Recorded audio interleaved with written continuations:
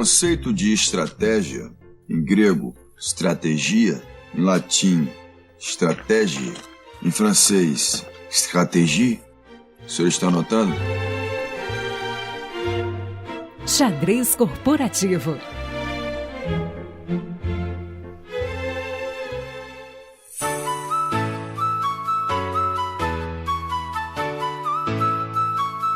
Começando mais um Xadrez Corporativo. Seja muito bem-vinda, seja muito bem-vindo a mais um episódio. E hoje estou aqui com dois convidados que não são estreantes aqui no nosso podcast. Já estiveram no Love the Problem, também aqui no Xadrez.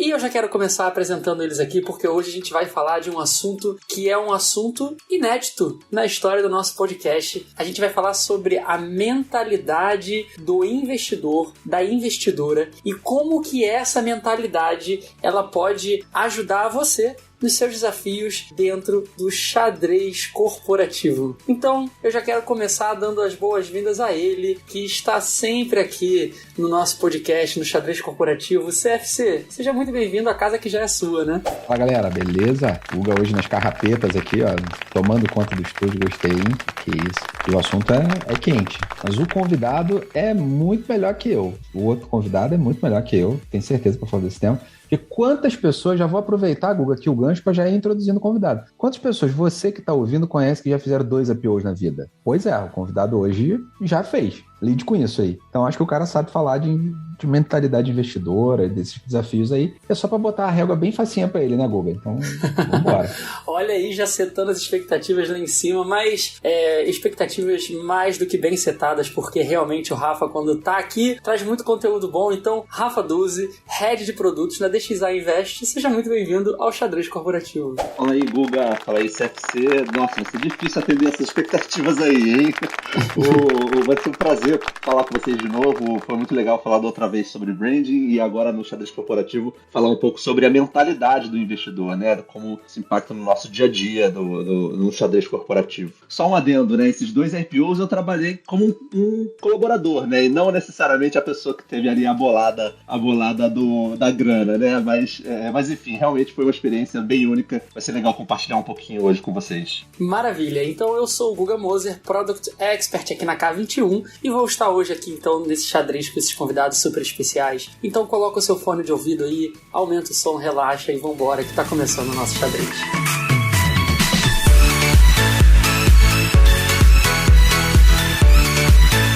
Então, Rafa, aproveitando que o CFC aqui já fez o spoiler, que você teve o privilégio de participar aí de 2 IPOs e não é todo dia que a gente tem essa oportunidade, né? Eu já queria aproveitar, então, fazer o gancho aqui, pedir para você contar um pouquinho aí de como é que foi essa experiência e como é que isso se relaciona com o nosso tema de hoje, que é a mentalidade do investidor. Legal, Guga. Então, assim, uma coisa que eu acho que vale a pena só dar um passo para trás para nossa audiência é falar sobre como funciona, bem brevemente, um processo de IPO. Então, basicamente, uma empresa, ela tem...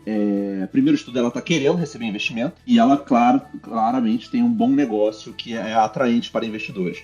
Mas isso não é tão óbvio para investidores grandes, principalmente quando a gente está falando de uma empresa que está considerando IPO, que são aí bilhões de dólares e reais a serem recebidos para investimento, né? E aí um processo que essas empresas fazem é apresentar o seu negócio, o seu famoso modelo de negócio, né, que todo mundo entende um pouco, para esses investidores e mostrar o valor da sua empresa para esses investidores e se tornar atraentes para receber esse cheque bem grande desses investidores. E aí, nesse processo especificamente de IPO, existe um termo chamado roadshow, que é um processo onde pessoas-chave dessas empresas, geralmente executivos da empresa, às vezes empreendedores também, eles se reúnem com grandes bancos ou grandes investidores institucionais e apresentam em algumas reuniões o diferencial competitivo da sua empresa. E o processo de criar essa apresentação é um processo bem desafiador, porque você precisa reduzir todo o valor que a sua empresa gera, todo o conceito da sua empresa, em algo muito simples de ser e compreendido para o investidor que talvez não esteja acostumado a investir nesse mercado. Então eu trabalhei especificamente nisso, ou seja, montando apresentações de roadshow em duas empresas. Numa das empresas eu era colaborador, eu trabalhava lá, que foi a Stone. Tive um grande privilégio de trabalhar com um time muito grande e muito bom. Foi muito interessante esse trabalho lá, foi um privilégio muito grande essa confiança. Eu era do time de marketing e fui chamado justamente para trazer essa perspectiva do branding da companhia para essa apresentação que a gente ia fazer para os bancos dos Estados Unidos. Mas então, no segundo caso, eu era um consultor que eu trabalhei para o projeto de IPO da VTEX, com alguns colaboradores desse projeto, lembravam do case Stone e me chamaram para ajudar justamente nessa parte muito difícil de tentar reduzir. O modelo de negócio é uma apresentação que fique claro para os investidores institucionais o valor da sua empresa, o valor extrínseco e intrínseco também. Então, essa foi a minha experiência desse mercado de capitais aberto. E aí, com a minha formação em marketing, eu acabei parando na DXA Invest. Na época que eu entrei era em DXA Investments, eu fui chamado justamente para fazer esse trabalho de apresentar o valor de uma empresa para investidores bem menores do que investidores de IPO. Não eram investidores institucionais, eram aí investimentos. São grandes ainda, mas em ordem de grandeza vocês vão ver que é bem menor. Empresas que estavam recebendo investimentos de 5 milhões, 10 milhões ou 15 milhões de reais, diferente do IPO aí de 5 bilhões de dólares. Então eu fui chamado pela DXA Investments para justamente apresentar o valor dessas empresas em produtos e conteúdos fáceis de serem entendidos por esses investidores. E hoje eu estou aqui agora também trocando o time de produto, porque desde então, quando eu fui chamado para fazer isso, era um processo muito difícil, trabalhava com materiais sensíveis e a gente acabou criando um produto para apresentar esses materiais. E esse produto hoje foi uma inovação nossa de apresentar as melhores oportunidades de investimento em empresas privadas no mercado brasileiro, tanto em private equity quanto venture capital, que são empresas um pouco maiores e mais maduras, ou empresas mais de risco, que são mais inovadoras e mais, vamos dizer assim, arriscadas. E aí essa foi a minha experiência no mercado de investimento, né? E também me colocando no lugar do investidor. Então achei bem legal essa pauta que você trouxe, Guga, para justamente falar sobre a mentalidade do investidor, como é que a mentalidade do investidor, essa visão do investidor, não é só interessante para quem está gerenciando seus investimentos, mas também pode ser interessante para colaboradores, né? A gente estava conversando antes, FC, e você estava trazendo algumas coisas interessantes, né? Como é que essa visão pode ser valiosa para quem é colaborador, não só investidor dentro de uma empresa, né? Perfeito. Show de bola, Rafa, porque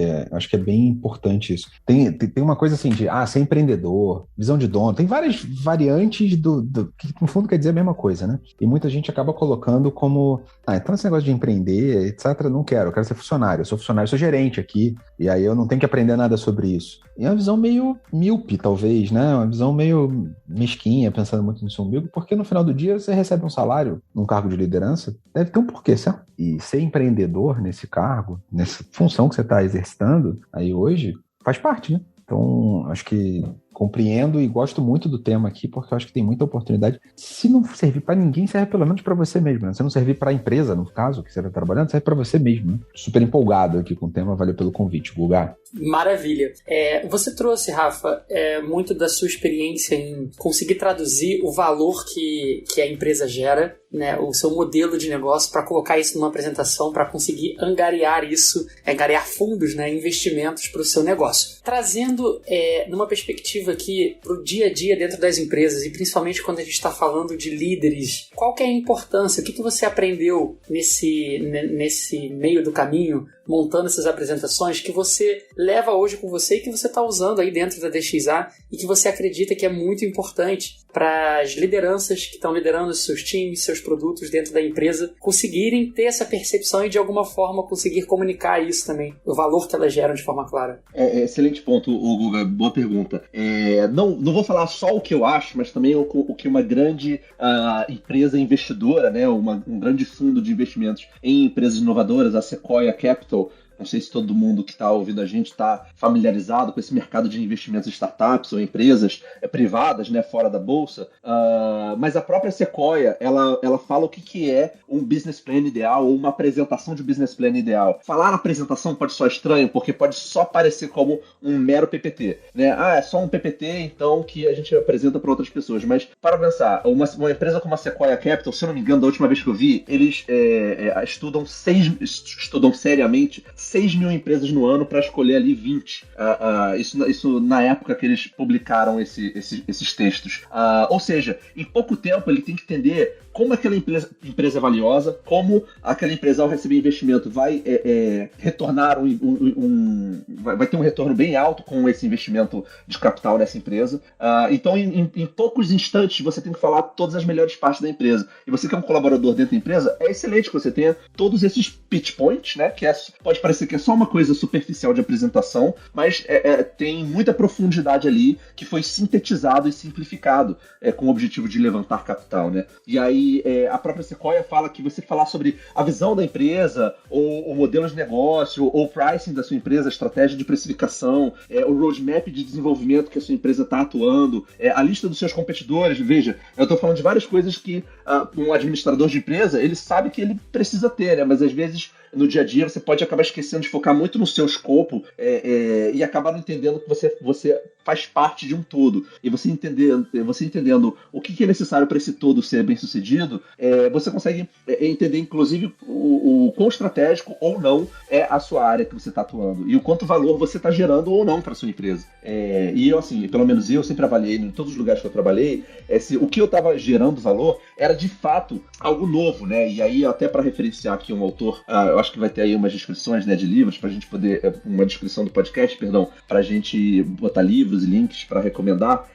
Um livro chamado Zero to One. Eu falo dele o tempo inteiro, quase todo dia eu falo aqui no nosso time, aqui da DXA Invest, que é do Peter Thiel. O Peter Thiel foi fundador do PayPal, o primeiro investidor do Facebook. O Peter Thiel fala que o monopólio é o elemento de sucesso de uma empresa verdadeiramente inovadora. E aí, mas por que monopólio? Monopólio você pode alcançar de várias formas, né? Inclusive destruindo toda a sua concorrência de forma desleal. Mas não é sobre esse tipo de monopólio que ele fala nesse livro. Ele fala sobre você construir algo novo, e tão novo que não existe algo igual. Então, você focar nessa diferenciação e, através dessa diferenciação, você criar um mercado ou se diferenciar de tal forma que não exista como a sua concorrência, direta ou indireta, te copiar e te substituir. E eu acredito muito nisso. Em todos os lugares que eu trabalhei, eu tentei fazer essa avaliação que um investidor como ele faz, em todas as empresas que ele investe, e eu tentei sempre aplicar isso nos lugares que eu trabalhei. E fico muito feliz de estar justamente onde eu estou hoje, na DXA Invest. Hoje eu sou sócio aqui também, daqui a pouco a gente também pode falar um pouquinho sobre a importância de você também ter a equity, né, que é a forma mais prática de você ter uma mentalidade de investidor, mas eu realmente acredito que a gente está construindo algo muito único, que não existe hoje no Brasil, e também não existe algo muito parecido no mundo. Claro, você pode usar benchmarks, mas é sempre bom você ter essa visão de estar fazendo algo novo. E aí o próprio Peter Thiel, só para concluir essa menção a ele fala que recentemente, né, nos últimos anos, as pessoas falaram que o progresso da humanidade está na globalização, e não necessariamente. Ele fala que é na tecnologia, e você construir algo tão novo e tão único que você consegue criar novos mercados, criar novas soluções, soluções de problemas que você nunca tinha pensado antes. E eu realmente acredito que isso é fundamental para qualquer pessoa da companhia que tem uma visão estratégica do todo, ela precisa ter sobre isso. Cara, Rafa, você falando, geram duas coisas na mente aqui que eu precisava compartilhar com a galera. Uma é a importância de saber vender, certo? Mas é porque o Rafa, o cara de marketing, tá falando de saber vender. Não, cara, como é importante. E quanto eu que vim de uma carreira técnica, eu fiz TI, como isso foi... Eu era um bom especialista, certo? Aquele cara que tenta ser tecnicamente muito bom e etc. E que ficava olhando às vezes pro mercado, falando, fulana, tá se vendendo. Nem entrega isso tudo. E tirar um pouco o peso disso ser uma coisa ruim pra, cara... Se vender faz parte do jogo. A gente vende ideia um pro outro o tempo todo, certo? A gente troca, quando a gente está comunicando, a gente está vendendo ideias. Saber vender é básico para uma mentalidade empreendedora, para uma mentalidade investidora. Mas, cara, é básico para tua vida, certo? Também. Você precisa saber vender. E saber vender vai puxar uma outra skill que é difícil, que é de simplificar, né? Você falou dos pitch points aí, fazer vários pitches, ou pitch da sua empresa, resumir em poucas falas e tudo. Simplificar é difícil pra caceta. Porque é arte de ser, de fato, sniper ali, né? De dar o tiro certo, falar absolutamente não trivial. Você trabalha numa empresa, você construiu, você tem um monte de história para contar, um monte de porquês diferentes que talvez não atinjam bem aquele ouvido que tá ouvindo, né? Quem tá podendo investir. E aí, para terminar, teve uma anedota que eu vi esse final de semana, para da Páscoa aqui, né, nossa gravação, e aí eu vi uma imagem de uma galinha e um pato que estavam, se eu não me engano, eram 2 aves, eu acho que era uma galinha e um pato, pelo menos, olhando para um coelho da Páscoa, falando, lá, marqueteiro, nem ovo bota, e tá aí, ó, vendendo para todo mundo ovo. Quantos de nós, que talvez tenhamos ouvindo aqui esse podcast, tá num estágio mais básico, assim, do não empreendedor, do não investidor? Porque eu tô travado reclamando do coelho da Páscoa, ao invés de eu estar entendendo que, cara, esse cara nem produz o ovo, certo? Mas olha o valor que esse cara agregou no processo como um todo de tornar esse troço um ativo que custa muito mais do que, de fato, aquele chocolate que tá ali dentro custa. Tem um valor agregado gigantesco de branding, de experiência, de fato, coisas intangíveis até. Você nem consegue. Por que eu pago R$40, R$50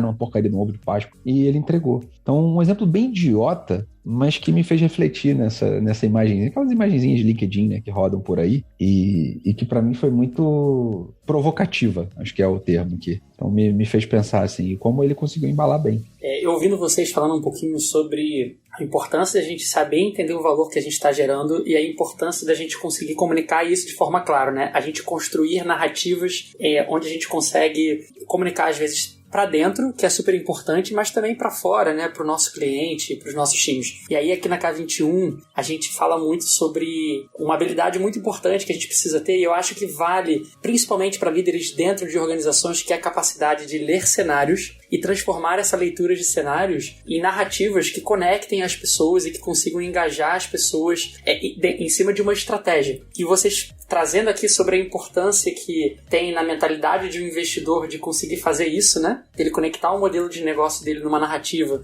para vender essa estratégia. E aí, conectando com isso que a gente está falando, queria perguntar para vocês assim, como que isso se conecta, como é que vocês veem que isso se conecta para os líderes hoje dentro das organizações que estão precisando engajar as pessoas, seja nos seus produtos, seja na transformação, seja nos seus projetos, a importância deles conseguirem ter essa capacidade de fazer essa leitura e transformar isso numa narrativa. E até se vocês tiverem dicas práticas aí, fiquem à vontade para trazer também. Indo naquele caminho que a gente vende o tempo todo ideias e que a gente está ligado a uma estratégia, um objetivo maior, ser sexy para o mercado e para os nossos colaboradores é fundamental, certo? Se eu tô numa lógica de deixa a vida me levar, a vida leva eu, né? Aquela coisa meio Zeca Pagodinho, eu acho. Cara, eu não tô preocupado em criar essa narrativa, em ser sexy. Se eu não tô sendo intencional para esse caminho, possivelmente eu sou um pior vendedor. Só para fazer aquela conexão com uma venda que a gente estava falando agora há pouco, certo? Eu não estou preocupado, de fato, o que eu estou querendo alcançar, o que eu estou querendo comunicar. E ser vendedor aqui não é sobre,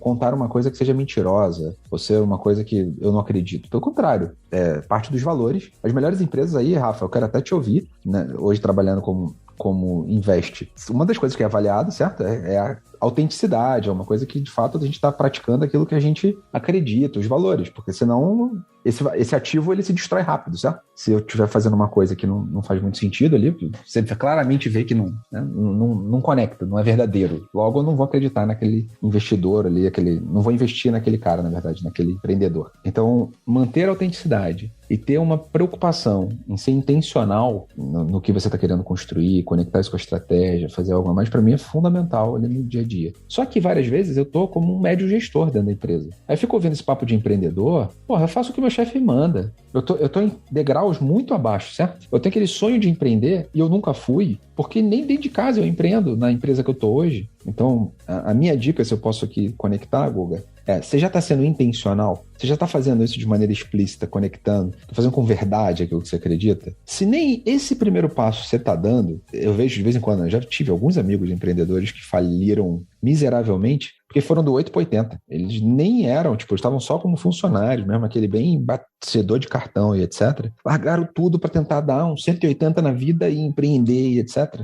E aí, deixou de aprender, de repente, no cenário. E aonde já estava, ser uma pessoa melhor. Mesmo naquele ambiente seguro que ele estava ali ainda. Para que aí sim, essa narrativa, eu já fui aprendendo, certo, a fazer isso. Fui praticando. e até chegar a um ponto de fato de virar um empreendedor e o mercado ali, investidor, eu ser atrativo para eles. Então acho que seria Fui bem no beabá, Rafa, para deixar a parte mais difícil da pergunta para você. Pô, mas foi excelente a sua resposta. Agora eu fiquei na dúvida de como assim contribuir também. Mas eu acho que assim, uma forma que não se aplica a todo caso, mas é uma forma importante também, e aí talvez, infelizmente, só se aplique a alguns dos ouvintes que estão ouvindo a gente. Muita gente, eu já vi muito falar de que um bom gestor, ele traduz incerteza em certeza. Incerteza em certeza. Ou seja, ele recebe inputs incertos e difíceis de entender e de navegar, o que o Guga falou das leituras de cenário, onde a informação ela não está distribuída ali de forma objetiva, e traduz isso de forma em um cenário de fato, em uma análise, em uma certeza para o seu time, para os seus liderados. E quanto mais para cima de uma empresa você está, mais incerto é o que você está traduzindo. Provavelmente, se tem pessoas de C-Level aqui escutando a gente, essas pessoas podem atestar o quanto as coisas muito grandes podem mudar muito rápido.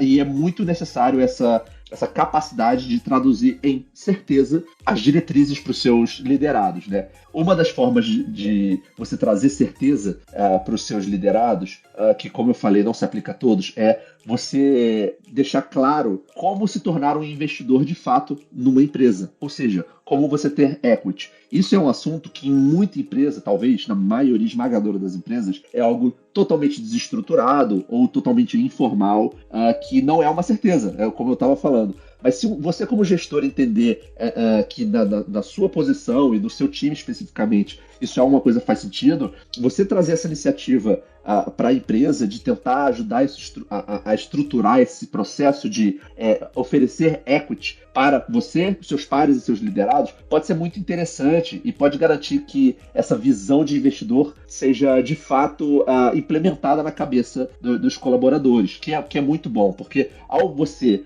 assumir um pouquinho do risco, bem pouco, né, comparado aos fundadores, mas ainda assim suficiente, ao assumir esse risco, você começa a olhar para mais longe. Então você não olha só para a sua meta trimestral, semestral, anual. Você começa a ver há 10 anos, onde essa empresa vai estar?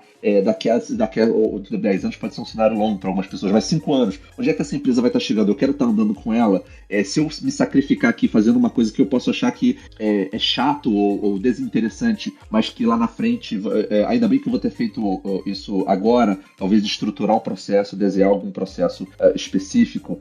Isso é uma coisa que eu vejo muito aqui na DXA, assim, de alguns processos que a gente está desenhando hoje, porque lá na frente, em 10 anos, vai ser muito interessante a gente ter tido esse trabalho de estruturar e criar algo escalável hoje, né? Tanto na parte técnica do nosso produto digital, quanto nos nossos relacionamentos com as nossas empresas investidas. Para a gente da DXA é muito importante ter um bom relacionamento com as nossas investidas e criar um processo de um relacionamento estruturado com elas, e lá na frente, quando a gente acredita que elas terão crescido de uma forma satisfatória, né, para o nosso planejamento e tese de investimento, vai ter valido a pena a gente ter construído todo esse relacionamento com eles e estruturando uma forma da gente trazer valor para eles como investidores, né? Então voltando ao assunto do equity, eu acho que é muito valioso você conseguir estruturar isso e tentar trazer um pouquinho de certeza para as pessoas aqui a gente gosta de falar da cenourinha, né? Você ajudar a empresa, às vezes, a criar essa cenourinha dentro de casa, porque essa cenourinha pode ser fundamental para a pessoa fazer esse clique de cabeça de investidor, que eu acho fundamental para o sucesso de uma empresa inovadora. Vou trazer só... Posso entrar aqui, Guga, rapidinho? Claro. Porque como o Rafa trouxe a expressão cenourinha, e aí eu vou falar uma coisa que talvez quem me conhece já me ouviu antes aqui fique chocado. Mas não necessariamente a cenourinha é ruim. É sobre desafio. É claro que existe uma parte extremamente tóxica de manter a pessoa por manter, gaiola de ouro e outras expressões que são usadas aí no mercado, que isso a gente tem que, né? Deixa eu separar aqui essa discussão. Mas estamos falando sobre ambição. Se tem um aprendizado que eu tive aí nos últimos 2 ou 3 anos, é sobre como é importante a gente declarar e estimular a ambição nas pessoas que estão com a gente. Porque, cara, quem tem, vamos dar pista, porra. Não freia, né, cara? O lance da intencionalidade que a gente tava falando agora há pouco. Cara, por que eu vou frear a pessoa se ela quer mais? Como é que eu construo um caminho para ela vir junto comigo? E mesmo que eu seja um líder de gestão média, que eu não seja um empreendedor, tá tudo certo também, porque se a pessoa que é teu colaborador, um coordenador e você é gerente, se ela crescer, você acabou de ganhar espaço para crescer também. E tá tudo certo. Não sair um pouco desse lugar de medo que às vezes a gente fica para ser uma cenourinha positiva, dá pista, né? Eu passei até a usar essa expressão. Dá pista pra pessoa, porra. Dá desafio, bota a missão, vamos. Ninguém virou grande, e aqui grandeza tipo, tem referencial. Grande pode ser ter virado um coordenador de telemarketing, porque você mal tinha um 2º grau e você chegou e não tem nenhum, certo? Talvez aqui você ouça, porra, preconceituoso? Não. É porque, cara, tem gente que quando virou um coordenador na vida, é o primeiro da vida, da família inteira, que ganhou um cargo de liderança numa empresa. Mal tinha 2º grau e usou o próprio trabalho no telemarketing, por exemplo, como primeiro emprego, e se formou através disso, e etc. E tá tudo certo. Chegou no cargo de liderança ali. Ele teve a ambição. Só que muitas vezes a gente, num cargo de liderança interna da empresa, a gente poda a ambição alheia para garantir status, ego, aquela coisa assim que é insano, não faz sentido talvez a gente ir para esse caminho, né? E poda também os sonhos de querer empreender. Tem uma ideia incrível, tem e eu nem vou para esse lado porque, cara, não dá, né?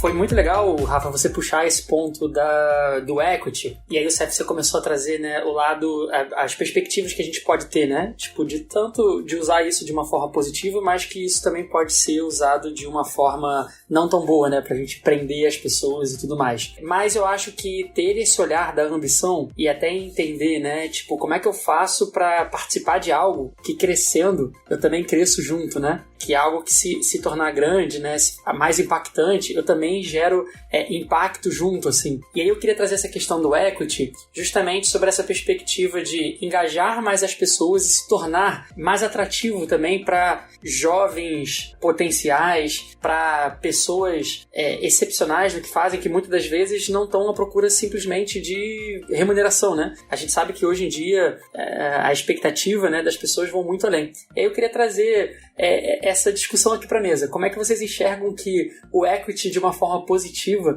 ele consegue ser utilizado para esse maior engajamento e até para as pessoas que estão buscando isso, né? Como que elas também conseguem buscar isso de uma forma positiva? Assim, eu acredito que como seres egoístas, né? O que somos todos, todo mundo tem um grau de egoísmo ao sempre naturalmente olhar para o que eu ganho com isso, como isso me beneficia. Quando você dá equity para essa pessoa tá vendo que ela tem ali uma oportunidade ela tem um pedaço. Primeiro, ela tem o senso de dono verdadeiro, não só discurso de RH. A pessoa é, de fato, dona de um pedaço da empresa. Tudo bem que existe período de vesting, aí várias coisas que, enfim, que eu acho que só complica um pouquinho a discussão, mas a pessoa é dona, de fato, da empresa ali, né? E ao ser dona da empresa, a pessoa, ela olha com outros olhos. Ela não olha só como um lugar onde ela tem o salário dela, onde ela vai fazer o job dela, o trabalho dela. É bem possível, assim, que se a pessoa tiver uma boa ética de trabalho, isso pode ser uma pista para ela, como você gosta de falar, é uma pista para ela ver, caramba, então se eu fizer esses projetos aqui, é difícil falar exemplo prático, né? Eu posso falar aqui dentro de casa, talvez, um exemplo meu aqui. Uma coisa que eu nunca gostei muito, mas é bem interessante, bem valioso, e a minha passagem da Stone me fez valorizar isso muito, é o atendimento ao cliente, consumidor, mas na parte de suporte ali, sabe? Aquela parte realmente ali de você resolver pepino do cliente. O cliente chega e traz um problema técnico, né, de plataforma, e eu sempre fui a pessoa encarregada de fazer isso no primeiro ano de produto que a gente estava construindo. Então eu entendia como solucionar os problemas e estava ali nessa frente da empresa. E era muito chato, muito desgastante, porque era uma coisa que quando eu instalei um chat dentro do nosso site, vinha o problema o tempo inteiro, me perturbava, eu estava fazendo outras coisas, e era uma parte chata, mas eu vendo a necessidade de eu garantir que aquela pessoa, ela tem o problema dela resolvido o mais rápido possível, e ali, na real, era até uma excelente fonte de descobrimento de problemas e possíveis soluções para nossa empresa.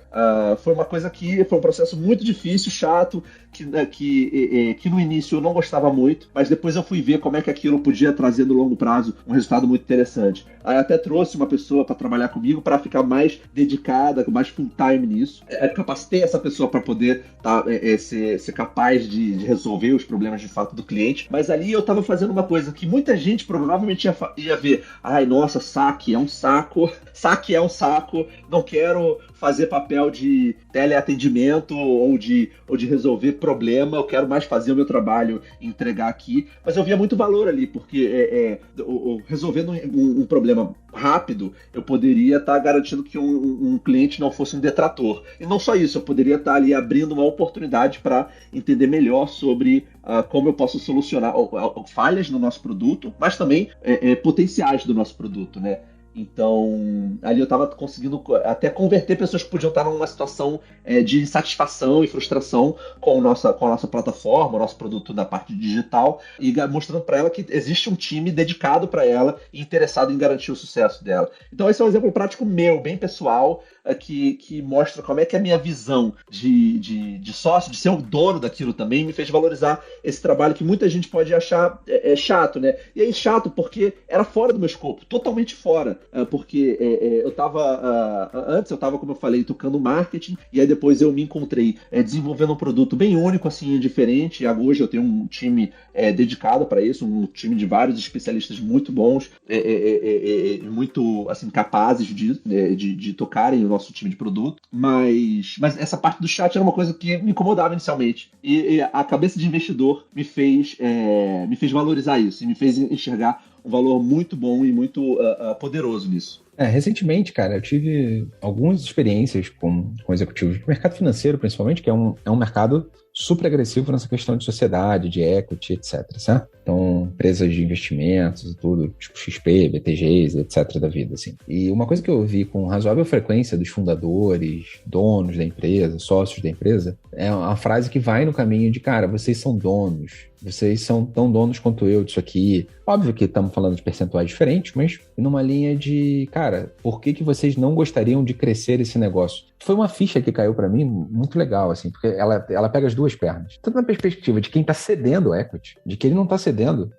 Tem uma frase, né, que o Garrido aqui da K21 usa muito, que é: você quer ser o mais rico entre os pobres ou o mais pobre entre os ricos? Não tem certo e errado, tem decisões na sua vida. E no final do dia, muitos desses empreendedores estão ligados àquela ambição que eu tinha falado agora há pouco. Os caras querem crescer, eles sabem que podem muito mais, tem potencial no mercado, tem oportunidade. Só que se ele ficar concentrado nele, ele não vai nem conseguir ter pessoas boas que têm a mesma ambição que ele, que queiram crescer junto. Então, perder o equity, que pode ser visto assim, tá longe de você perder, é ganhar. Porque você tá perdendo o equity de 1.000 para ganhar um negócio de 100 mil, 1 milhão. Então, tipo, porra, é muito melhor, certo? Aqui, você ter menos percentual, mas de um bolo muito maior. Agora, tem um lado aqui da pessoa que está sendo investida, que eu acho que esse, para mim, é uma ficha importante. Cara, para tu ser sócio, é porque você realmente está afim de empreender, você está afim realmente de investir seu tempo, né? Que é o bem mais precioso que a gente tem hoje, para crescer uma coisa. Você não está afim só de ser funcionário. E outra, você não vira sócio daquilo que você não acredita, certo? Você está casando. É mais do que só aquele namorico ou uma relação profissional. Você casou, cara. Assim como você assinou o contrato de um casamento, você assinou um contrato de sociedade. Com a diferença que o contrato de sociedade provavelmente vai ser um divórcio muito mais caro e muito mais difícil de ser feito. Então, se você não estiver alinhado em valores, etc., o bicho vai pegar de fato, certo? Então, acho que aqui tem essas duas pernas aqui que mudam o jogo, né? Mudam a relação, não é mais uma relação trabalhista. Eu quero, sim, se eu tô vendo um negócio que eu sou sócio do Rafael e eu discordo, cara, tem que acontecer um conflito saudável. Porra, mas o Rafael é meu chefe. Cara, não importa, ele é meu sócio. Tem hora que eu tô vestindo o chapéu de sócio, tem a hora que ele vai ser meu chefe. E tá tudo bem. Mas eu não posso deixar o Rafael tomar essa decisão e não falar nada. Eu não tenho esse direito. Eu sou sócio também desse troço, cara. Pô, não dá. Então, às vezes fica aparecendo discurso, né? Não, é isso que se busca. E aí por isso que eu fiz a conexão aqui com essas empresas de investimento e as falas dos fundadores. Que eles explicitamente, porra, vocês estão crescendo, a gente está crescendo a empresa, vocês estão virando funcionários, vocês estão loucos, vocês são sócios daqui, vocês estão loucos, como é que vocês criam uma área de 200 pessoas e o negócio não está trazendo resultado? Cara, essa frase pra mim foi sabe quando você toma um soco no estômago que você ouviu assim? Você para uns 5 segundos pra dar uma... Olha, acontece lá também, porque é isso, a empresa crescendo e o cara como sócio foi se comportando talvez como um funcionário, e não faz sentido. a parte da sua fala, CFC, que você fala sobre a importância dos conflitos saudáveis e que isso acontece quando você é sócio, quando você tem a cabeça de investidor, né? É uma parte fundamental, assim, para os times, para as empresas que estão buscando atingir alta performance, né? A gente costuma falar bastante, com base na nossa experiência, no que a gente vê, né? No mercado das empresas onde a gente passa, que os melhores times, aqueles times que de fato conseguem se aproximar ou atingir uma alta performance, são aqueles times que conseguem conflitar saudavelmente. E conflitar saudavelmente significa, né, ter conversas difíceis, muitas das vezes discordar, muitas das vezes você ter que, inclusive, conflitar não só com o seu time pro lado, mas também para cima, e você fazer isso de uma forma saudável, produtiva. E eu queria trazer esse tempero aqui para nossa discussão aqui no Xadrez Corporativo, porque muitas das vezes é um desafio nós termos conversas difíceis, nós conflitarmos saudavelmente no nosso dia a dia. E aí eu queria trazer aqui para a mesa para a gente falar um pouquinho sobre a importância no dia a dia de nós cultivarmos, né, além de nós cultivarmos esse conflito saudável dentro dos times, dentro da nossa empresa, acreditando que essa é uma característica de sócios, de fundadores, mas que isso também pode ser fundamental para a empresa. Quero jogar essa pergunta aqui, esse tempero, para a gente também trazer para a conversa assim, essa parte do conflitar saudavelmente. Esticando um pouco até, né, a analogia que eu tinha usado agora há pouco, imagina que você está vendo um negócio que, cara, pode travar simplesmente um ano. A gente vai jogar um ano de crescimento, de growth aqui da nossa empresa fora, vai botar em risco potencial e etc. Você é só funcionário. E isso vai zero afetar a sua meta. E isso vai te gerar um puta de um conflito, um desgaste político, inclusive, gigantesco. Você faz? A verdade, não precisa, né? Tipo, se a gente for perguntar isso, é quase retórica a resposta se eu for perguntar isso ao vivo. Todo mundo vai dizer, não, claro, não, um conflito saudável precisa acontecer, e eu não vou deixar, não é só pela minha meta, etc. Mas na prática, a maioria deixaria, certo? Por quê? Porque gerar um conflito desse, pelo amor de Deus. Agora, você é sócio. Quando eu tô falando que você é sócio, eu tô falando que teus bens pessoais, teu carro, tua casa e etc, eles podem inclusive entrar nesse baile também. Não vai entrar no mesmo percentual talvez do dono, certo? Mas, cara, tem dinheiro ali investido, tem seu nome, tem CNPJ que você tá assinando ali por ele também junto. É diferente, né? E mais, tem aquela coisa que, tu tá dando sangue, tu tá realmente sócio, acreditei num projeto, mas que tem determinadas coisas aqui que... Agora, é porque eu sou sócio que eu não faço isso? Não, a verdade é que os melhores nomes, os melhores colaboradores que fosse, já estavam fazendo. Mas é que na hora que você tem sócio, tem de novo, eu volto à questão do casamento. Bicho, tu assinou, você tá louco, vai carregar esse casamento mesmo falido pro resto da vida depois? É diferente, certo? O tempero que você tá dando é diferente. E aí eu posso trazer até um aprendizado, assim, nesse processo de ser sócio ou não.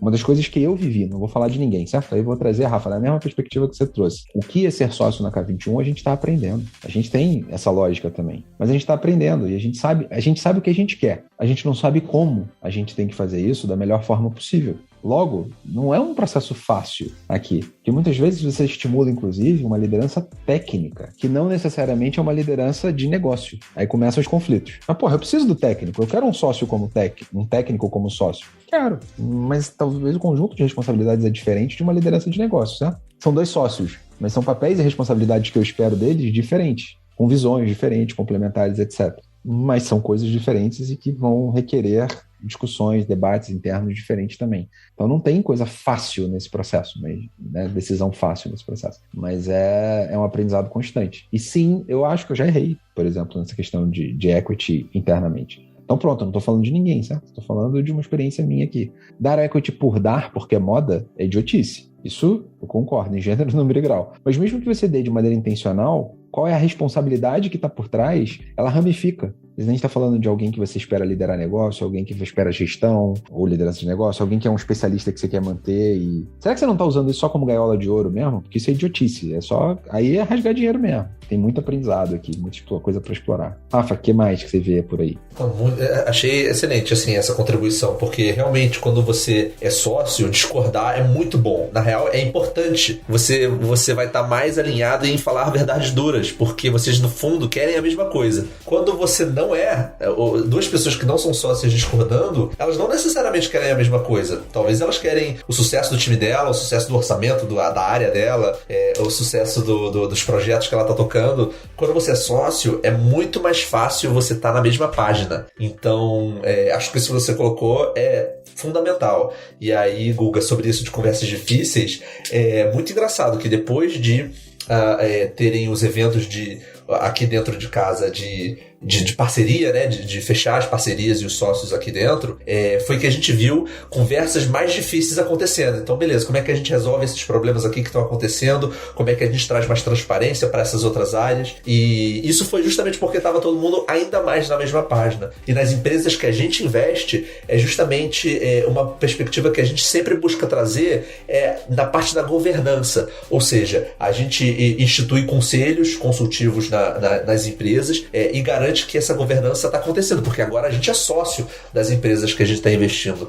E aí, uma explicação bem rápida. A gente, como gestora de investimentos, a gente representa o nosso investidor, inclusive protege o nosso investidor. Ou seja, quando você é sócio de uma empresa privada, problemas trabalhísticos, vários problemas pepinos que surgem quando você é sócio, a gente é a primeira barreira. Então, a gente cria estruturas de investimento que a gente tenta proteger ao máximo assim, das soluções que existem hoje de mercado. Essa é uma das melhores soluções que existem, assim, que a gente conseguiu desenhar com os times de juristas e especialistas nisso, e a gente fica ali na linha de frente, protegendo o nosso investidor. E justamente por isso a gente estabelece governanças, tem as conversas difíceis com os empreendedores. Então, uma coisa tão tensa, né? Como você enxergar uma pessoa do C-Level num time de uma empresa investida e falar, será que essa pessoa está alinhada? Será que essa pessoa ela tem a visão que vocês empreendedores, geralmente membro do conselho, têm? E essas conversas são difíceis, e só uma pessoa muito alinhada vai querer fazer essas conversas difíceis. Então, existe investidor que talvez seja até uma perspectiva um pouco não saudável, né, de investidor, fazer dinheiro, né? E aí eu ouvi uma palavra recentemente, eu ouvi uma frase recentemente muito interessante, que faturamento é como se fosse alimento. Pode ser bom e pode ser ruim. Você ficar olhando para faturamento de uma empresa, você pode faturar pra caramba de forma não saudável, que não é sustentável no longo prazo. E o investidor pode justamente estar querendo maximizar lucro dessa forma e não se preocupando muito no longo prazo. O tipo de investimento que a gente faz é diferente. A gente está olhando no médio e longo prazo. A gente, no mínimo, fica numa empresa em 5 anos. A gente sai antes de 5 anos de uma empresa porque assim, o mercado acelerou muito mais rápido do que a gente estava pensando. Então 5 anos já é médio prazo ali, né? Então a gente está interessado em construir coisas de longo prazo. E por isso a gente está muito alinhado com o empreendedor e tenta ter essas conversas difíceis, né? Seja falar sobre performance de C-Levels, por exemplo, ou sobre visão de empresa, visão de produto. Também vale dizer que assim, quando a gente entra numa empresa é porque a gente já teve muita conversa difícil antes de entrar na empresa, e a gente chega à conclusão que a gente acredita muito naquele time e a gente acredita que a gente quer ter conversas difíceis por mais 5 anos, pelo menos. E uma característica assim, unânime de todas as empresas que a gente investiu é que tem um time empreendedor fantástico e que, assim, eu tenho alguns empreendedores que eu conheci mais pessoalmente, outros nem tanto, mas os que eu conheci mais pessoalmente são pessoas, assim, que viraram minha referência, sabe? Eu tô louco pra eles continuarem crescendo e chegarem no tamanho que a gente imagina pra eles e que eles também imaginam, pra eles começarem a virar referência no mundo todo, porque são times verdadeiramente não só bem motivados, com uma visão interessante, mas que estão aceitando ter essas conversas difíceis com seus sócios, no caso a gente. E vocês citaram também aí a perspectiva da discussão entre sócios, né? Quando você se torna sócio, você passa a ter conversas mais difíceis, mais relevantes, você passa a se importar mais com o negócio. E eu queria fazer uma conexão aqui com o que acho que a gente já falou nesse podcast também, a importância das pessoas olharem na perspectiva do valor que elas estão gerando, não só para a empresa, mas muitas vezes também ali um valor que ela está gerando na oportunidade que ela está tendo, na oportunidade profissional, de crescimento dela. E quando a gente passa a ter essa discussão de equity, de participação em empresas, de se tornar sócio, isso é muito interessante porque a pessoa que almeja isso, ela começa a refletir, poxa, o que me torna especial, o que faz com que eu tenha, talvez, seja escolhido ou seja convidado para participar de um negócio, porque como vocês bem trouxeram, isso não acontece do dia para a noite, né? Não é simplesmente, nossa, temos uma vaga aqui de sócio, vamos agora fazer um processo seletivo objetivo, vamos preencher com a pessoa menos pior que a gente tem, porque tem que preencher. Não, muito pelo contrário, né? E aí eu queria trazer essa pergunta para vocês, enquanto sócios, que muito provavelmente pensam nisso, já tiveram essas discussões.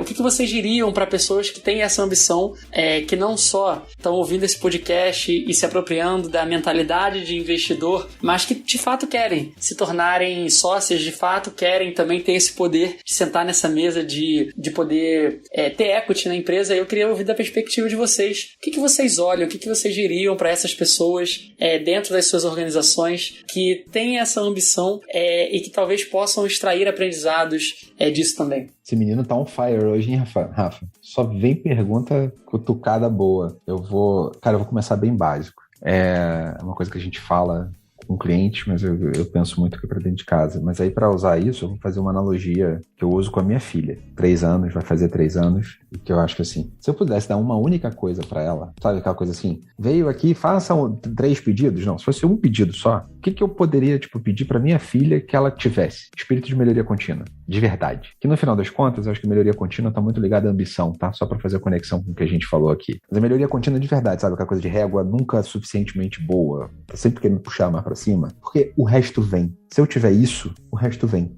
Eu não sei ainda uma determinada competência. Você vai estudar, vai correr atrás e vai. Mas esse inconformismo pelo agora já tá bom, ela é uma característica difícil de você conseguir. Todo mundo diz que acredita em melhoria contínua, certo? Mas quem faz de fato, quem realmente é incansável, não tá ali, são poucos no dia a dia. A zona de conforto vai nos estragando, certo? Ali e tudo mais. Então, essa é uma primeira característica que eu olho sempre. Hoje, tá?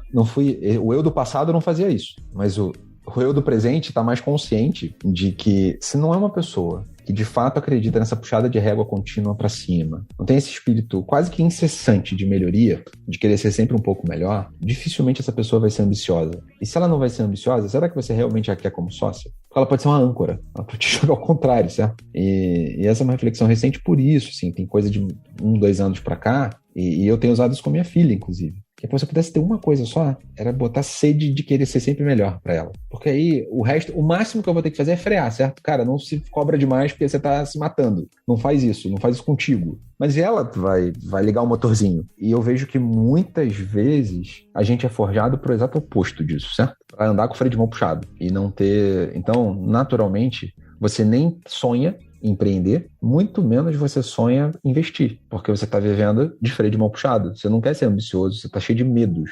É o medo do boleto, certo? Que a gente tanto ouve nas empresas que a gente passa no dia a dia.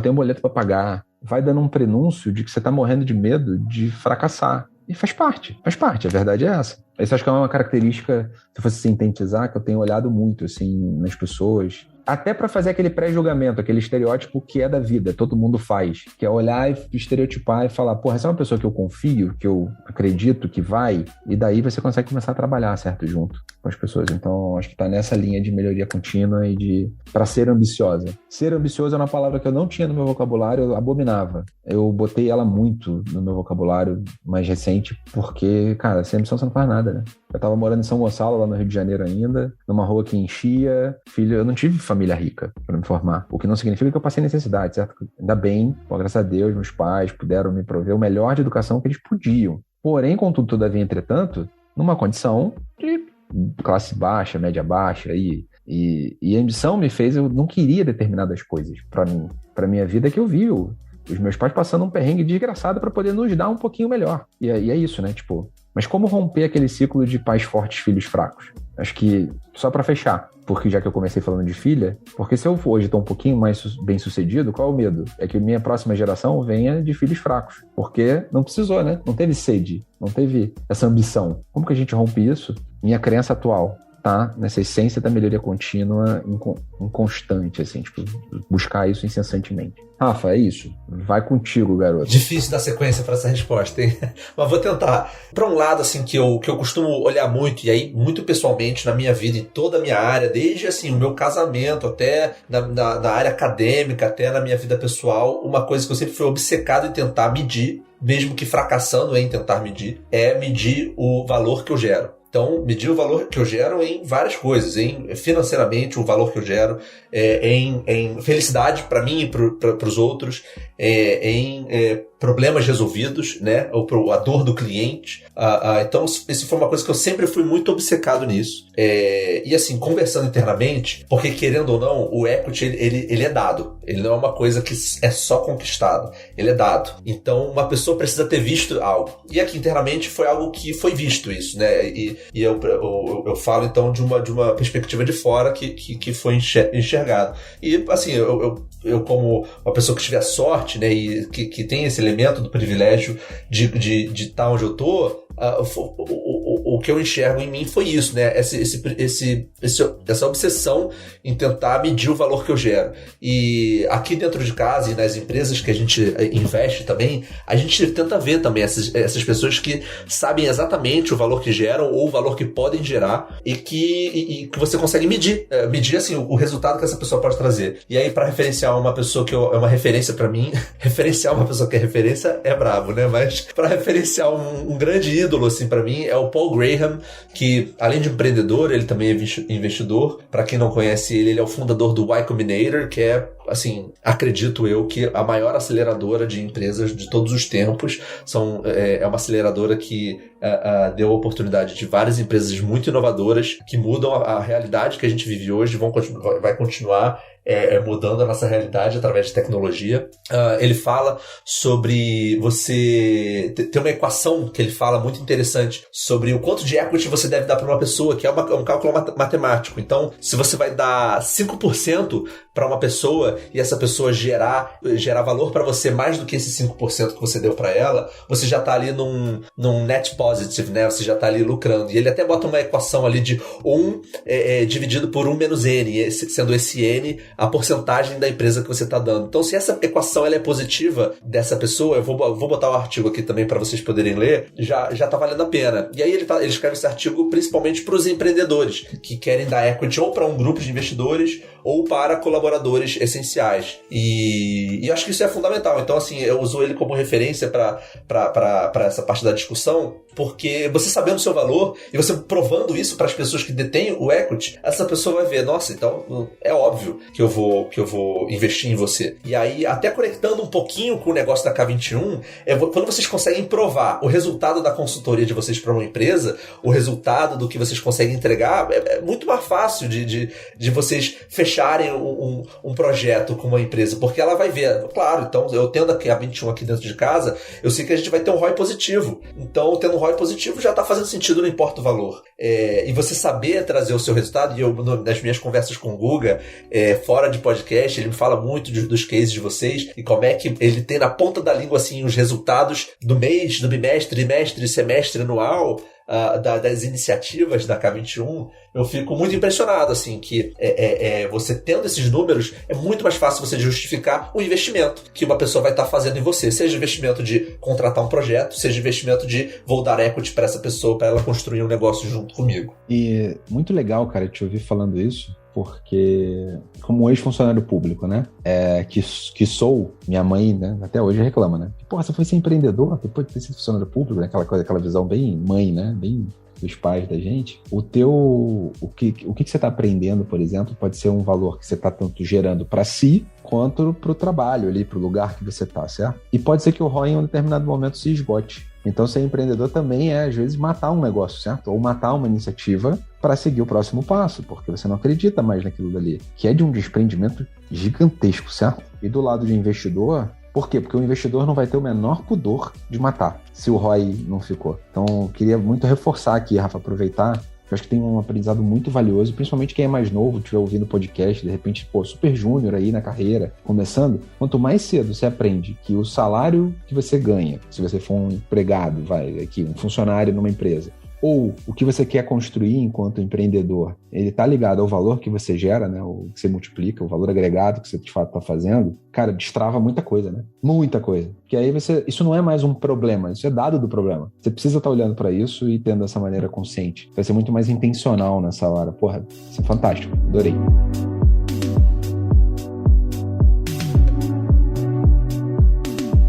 Excelente, gente. Nosso papo aqui está maravilhoso. Estou curtindo muito estar aqui. A gente falou de muitos assuntos. Eu acho que muitas das vezes a gente não para muito para pensar, e realmente eu acho que a gente tem muito a aprender sobre essa perspectiva da mentalidade do investidor, porque isso vale, como a gente falou aqui, de vários exemplos pessoais, né, para nossa vida, né? Muitas das vezes tem o lado da ambição, da gente querer crescer, da gente querer fazer parte de algo grande, muitas das vezes a gente querer gerar cada vez mais impacto, mas no final do dia a gente, né, tem uma trajetória, né? A nossa vida vai muito além do nosso trabalho, vai muito além das coisas que a gente entrega.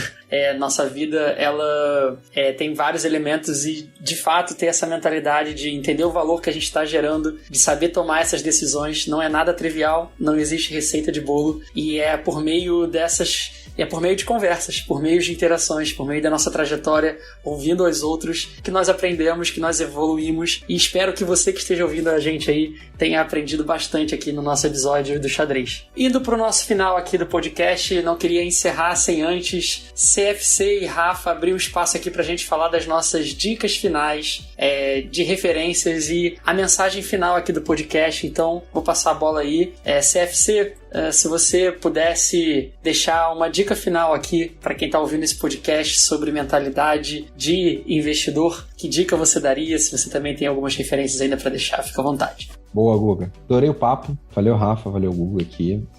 Passou rápido, né? Quando passa rápido é um bom sinal. Cara, assim, tem um cara que é um guru aí, o Horowitz lá, que é um guru de Silicon Valley, né? De empresas americanas, startups americanas que cresceram e tal. Ele fala muito sobre um livro que eu vou deixar aqui. Eu não lembro exatamente o título em português agora, o lado difícil, escolhas difíceis. Vai estar aqui no link pra galera assistir. Mas ele foi um choque. Sabe quando você, de novo, né? Aquele livro que você lê e toma enquanto empreendedor, foi importante ver que tem algumas escolhas difíceis para serem tomadas muitas vezes enquanto você está crescendo, enquanto o processo normal. Por que eu estou falando disso? Porque o investidor não vai ter a menor pena. Já que a gente está aprendendo sobre o lado do investidor, porque é pragmático, são escolhas. Opções, cara, ideia vale 1 centavo a dúzia, né? Frase aqui do Magno, inclusive deixando aqui uma homenagem ao Magno, que ia gravar aqui com a gente, não pôde estar aqui com a gente, problema pessoal. Mas, cara, ideias valem 1 centavo a dúzia. Magno fala muito essa frase. E é isso. E o investidor vai estar olhando para você como um potencial. Se você não tiver agregando valor de fato, não tiver, por N motivos que sejam, cara, decisões pragmáticas serão tomadas. Enquanto investidor, é importante que a gente entenda isso e jogue esse play não como um problema, mas isso é dado do problema. Vai ser muito mais leve a gente jogar o jogo assim. É isso, Guga. E aí fica a referência, porque foi uma leitura pra mim que foi divisora de águas, assim, quando eu li, alguns anos atrás. Maravilha. Rafa, fica à vontade também para trazer aqui sua mensagem final e também referências aí. Eu vou referenciar uma pessoa que ele é um investidor, ele é empreendedor, e eu gosto muito dele, Naval Ravikant. Não sei se vocês conhecem, pelo menos no meu Twitter já ficou até tão batido assim, de tanto que as pessoas referenciam ele, porque ele é bem interessante, eu gosto muito dele. E ele tem uma frase muito boa que é: jogue jogos de longo prazo com pessoas de longo prazo. E eu acho que você ter cabeça de investidor é você estar olhando no longo prazo. O investidor que só olha o curto prazo é um investidor frustrado, ansioso, talvez amargurado. E o investidor de longo prazo é um investidor que certamente ele tem resultados mais interessantes para trazer. Então eu trago só essa conclusão bem pequena de um empreendedor e investidor que me inspira bastante. Maravilha. Eu queria deixar também duas referências aqui no final. A primeira delas, a gente falou de ter conversas difíceis, de conflitar saudavelmente, e eu queria deixar aqui a dica de um livro chamado A Empatia Assertiva, da Kim Scott, que ela fala sobre a importância de nós, para nós sermos assertivamente empáticos, de nós nos importarmos pessoalmente com as pessoas, mas também confrontarmos diretamente. E o livro é excelente, eu deixo a dica aqui para vocês. E eu queria trazer aqui uma citação também de um empreendedor que tem um livro chamado Princípios. O nome dele é Ray Dalio. Esse livro é excelente, aliás, e tem uma frase que ele fala no livro que eu gosto muito, que é: colocar o conforto acima do sucesso produz resultados piores para todos. E aí logo depois ele fala assim, ó, que inúmeros estudos, inclusive, mostram que há pouca ou nenhuma correlação entre felicidade e enriquecimento. Contudo, há uma forte relação entre felicidade e qualidade das relações. Então, muitas das vezes, colocar o conforto acima do sucesso é ruim, né? Porque no final das contas, o sucesso não necessariamente está ligado a enriquecimento, né? Mas o sucesso está diretamente ligado à qualidade das relações, e é através da qualidade das relações que nós construímos coisas relevantes, momentos relevantes, não só pra gente, quanto pro nosso cliente, quanto pra sociedade, quanto pras pessoas que a gente ama. Então é isso. CFC, Rafa, muito obrigado pela presença de vocês aqui no Xadrez Corporativo. Voltem sempre. Valeu, galera. Muito obrigado, pessoal. CFC, foi um prazer te conhecer. Guga, obrigado pelo convite. Espero aí não ter falado tanta ladainha assim. Muito bem, gente. Então, como a gente falou aqui, todas as nossas referências que foram citadas aqui, você pode acessar o k21.link/lovetheproblem. É o nosso backstage. Lá você encontra informações sobre os nossos convidados, sobre os nossos episódios, referências ditas aqui durante o nosso podcast. E se você também ficou interessado, por exemplo, a gente falou aqui do tema de conversas difíceis, no Product Play, que é a ferramenta de streaming da K21, especificamente para gestão de produtos. Lá você tem um módulo sobre liderança que fala sobre esse tema e muitos outros conteúdos que a gente falou aqui também. E também recomendo muito a você, se você é líder, se você aí é C-Level e está diante de grandes desafios, recomendo muito você também conhecer aqui o nosso Certified Exponential Leader, que é uma formação para gestores exponenciais também da K21. Entre no nosso site, também vai estar o link aqui nas referências, não deixe de conferir, que eu tenho certeza que você vai gostar bastante. Nos vemos numa próxima, pessoal, até a última quarta-feira do próximo mês aqui, então, no nosso Xadrez Corporativo. Espero que você tenha gostado e até a próxima. Tchau, tchau.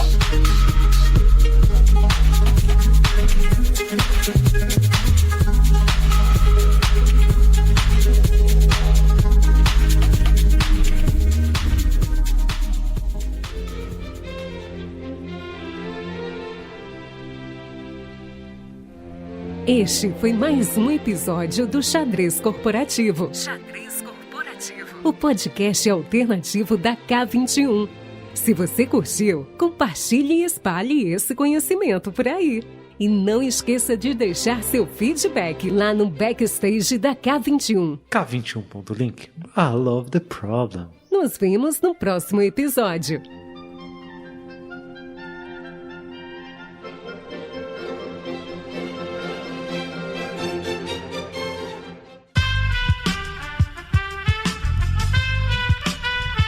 Esse podcast foi editado por Aerolitos Edição Inteligente.